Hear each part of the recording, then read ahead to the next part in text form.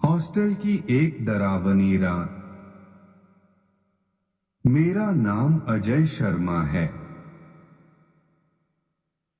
यह बात उस समय की है जब मैं बीबीए एक सेंट ईयर में था।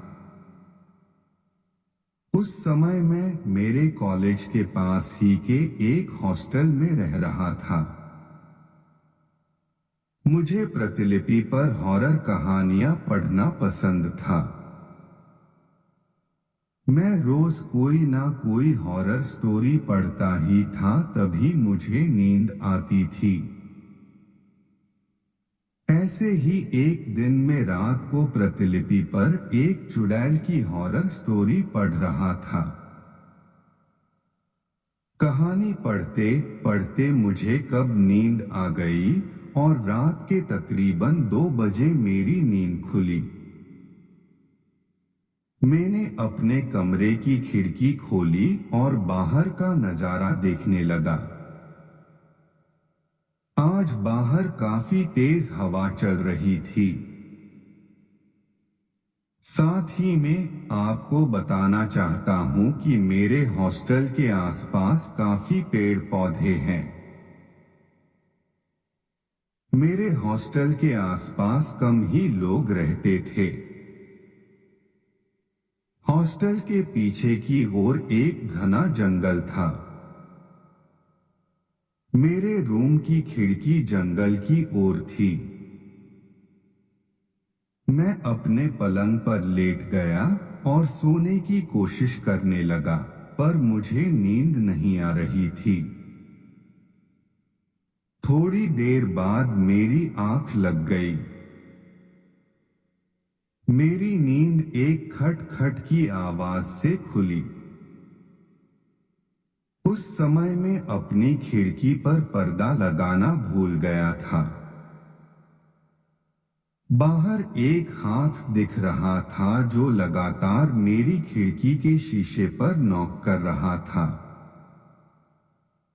यह देखकर तो मेरी हालत ही खराब हो गई, क्योंकि मेरा रूम तीसरे फ्लोर पर था। मैंने देखा कि बाहर जो कोई भी था, अब वो तेजी से खिड़की खटखटा रहा था। धीरे धीरे वो 2 हाथों से खिड़की को खटखटाने लगा। धीरे धीरे उसका वो मेरे सामने आने लगा। मेरी तो डर से हालत ही खराब हो गई थी। मेरे मुंह से न तो आवाज निकल रही थी और न ही मैं हिल पा रहा था। मैंने देखा एक झुर्रीदार चेहरे वाली औरत मेरी खिड़की के कांच से चिपकी है और लगातार मुझे ही देखे जा रही है। वो औरत मेरी खिड़की को खोलना चाहती थी, पर खिड़की अंदर से बंद थी। अब वो औरत खिड़की को जोर जोर से पीटने लगी और काफी गुस्से से मुझे देखने लगी। मैं समझ गया कि आज ये मुझे नहीं छोड़ेगी। फिर वो औरत शांत हो गई और मुझे इशारों ही इशारों में इस खिड़की को खोलने के लिए कहने लगी। पर मेरी हालत तो ऐसी थी कि मानो मुझे काटो तो खून नहीं। एकदम वो औरत वहां से कहीं गायब हो गई। मेरा दिल अभी भी तेजी से धड़क रहा था। तभी मेरी खिड़की पर तेजी से नॉक हुई। वो औरत फिर से आ गई थी, पर मैंने अपनी हिम्मत जुटाई और तेजी से खिड़की के पर्दे को बंद कर दिया। मैं जोर जोर से चिल्लाने लगा। शोर सुनकर मेरे दोस्त और हॉस्टल का रखवाला वहां पर आया। सभी मेरी हालत देखकर हैरान थे कि आखिर इसे क्या हो गया है।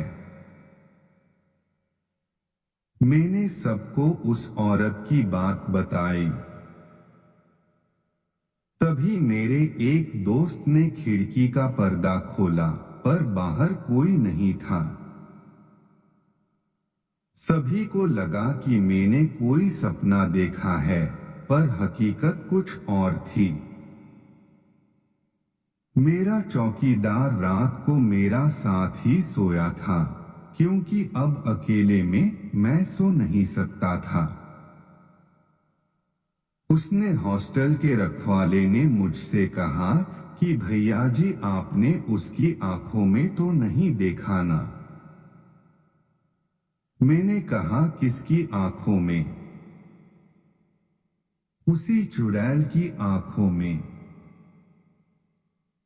पर तुमको कैसे पता और उसकी आंखों में देखने से क्या होता?